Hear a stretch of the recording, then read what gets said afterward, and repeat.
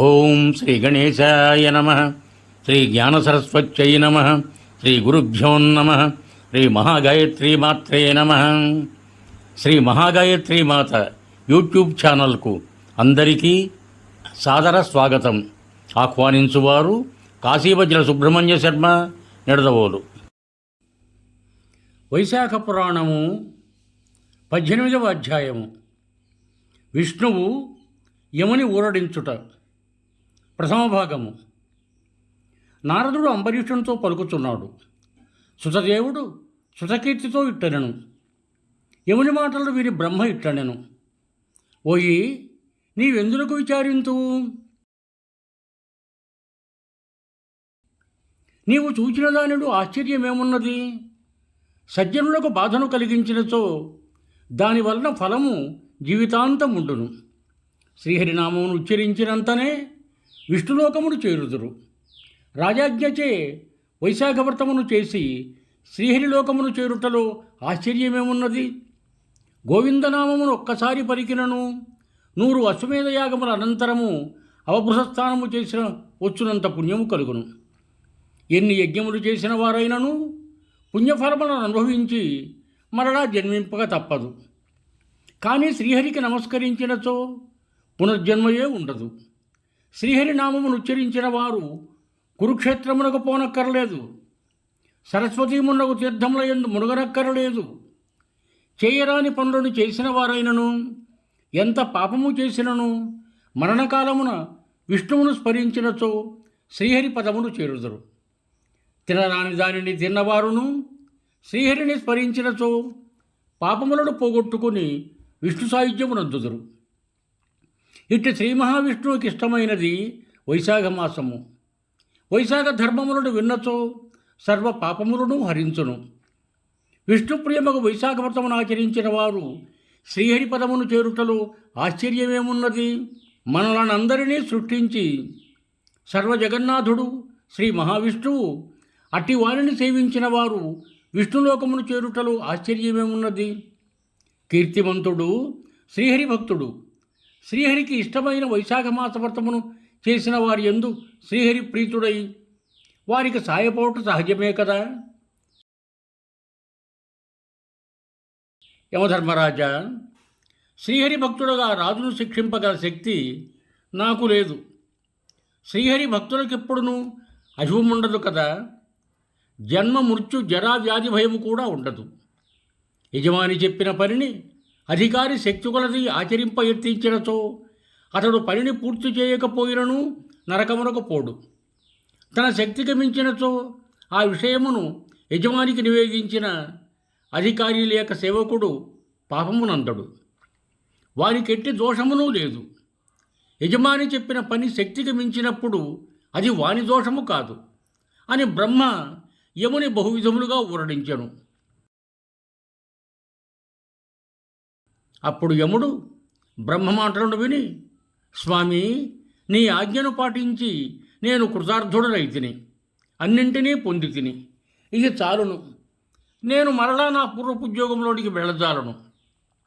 కీర్తిమంతుడిట్లు పరాక్రమముతో వైశాఖ వ్రతములతో భూమిని పాలించుతుండగా నేను నా అధికారమును వహింపను.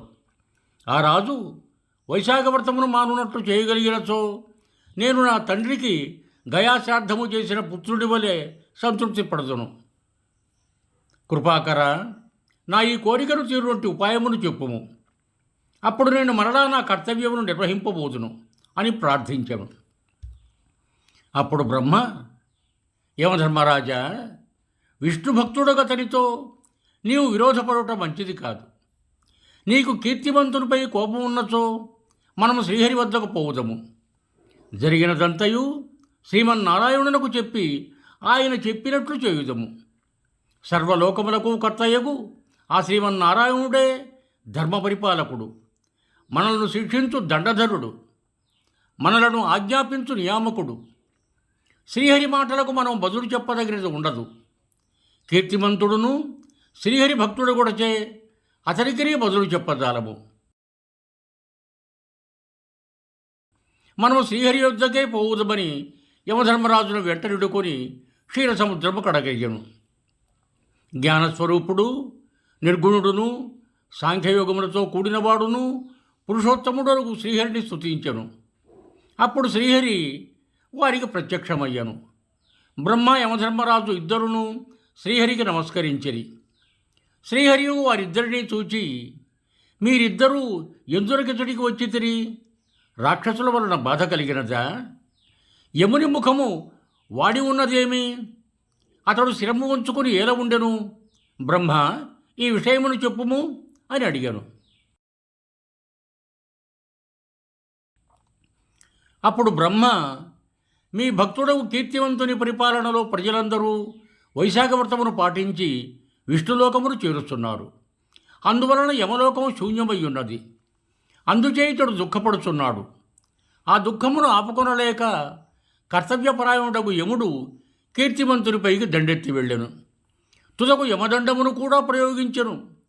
కీర్తిమంతుని రక్షించుటకై వచ్చిన మీ చక్రముచే పరాభూతుడై ఏమి చేయవలనో తెలియక నా వద్దకు వచ్చాను. నేను ఏమి చేయుదును స్వామి? నీ భక్తులను శిక్షించుటకు మేము చాలము. అందువల్ల మేము నీ శరణుగోరి వచ్చితిమి. దయవుంచి నీ భక్తుని శిక్షించి ఆత్మీయుడైన ఈ యముని కాపాడుమని బ్రహ్మ పలికెను. శ్రీ మహావిష్ణువు ఆ మాటలను విని నవ్వి యముని బ్రహ్మను చూచి ఇట్లనెను. నేను లక్ష్మీదేవినైనను నా ప్రాణములనైనను దేహమును, శ్రీవత్సమును, కౌస్తభమును, వైజయంతిమాలను, శ్వేతరీపమును, వైకుంఠమును, క్షీరసాగరమును, శేషుని, గరుత్మంతుని దేనినైనను విడిచెదను, కానీ నా భక్తుని మాత్రం విడువను. సమస్త భోగములను, జీవితములను విడిచి నాయందే ఆధారపడి ఉన్న ఉత్తమ భక్తును ఎట్లు విడిచెదను? యమధర్మరాజా, నీ దుఃఖము పోగొట్టుకు ఒక ఉపాయము కల్పింపగలను.